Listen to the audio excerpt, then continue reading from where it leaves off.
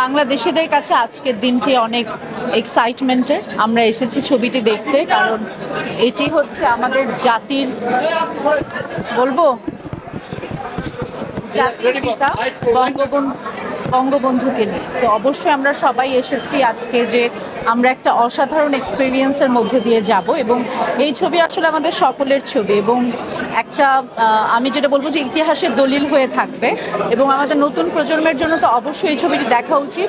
যারা আসলে মুক্তিযুদ্ধ সম্পর্কে এখনো অনেক সন্দিহান, আমি বলবো তাদের অবশ্যই আরও বেশি করে ছবিটা দেখা উচিত। আর যারা অভিনয় করেছে তারা সকলেই আমার খুব পছন্দের অভিনেতা অভিনেত্রী। সো আমি তো মুখে আছি তাদের অভিনয় দেখার জন্য, এবং আশা করছি খুব সুন্দর একটি সময় আমি পার করব। কি বলেন?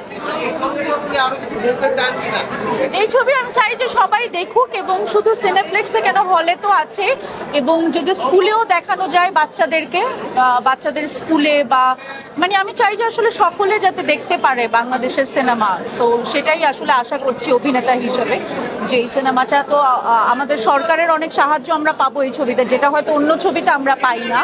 সো এই ছবিতে যে সাহায্যটা পাবো সেটা আমি চাইবো যে সকলে আমরা লুফে নিব, যেহেতু সরকার আছে এই সিনেমার সাথে। সো আমি চাইবো যে বাংলাদেশের সিনেমা প্রত্যেকটা মানুষ দেখুক, স্কুলের বাচ্চারা দেখুক, গ্রামে গঞ্জে সব জায়গায় ছড়িয়ে পড়ুক, যেহেতু সরকারের সহযোগিতা আছে।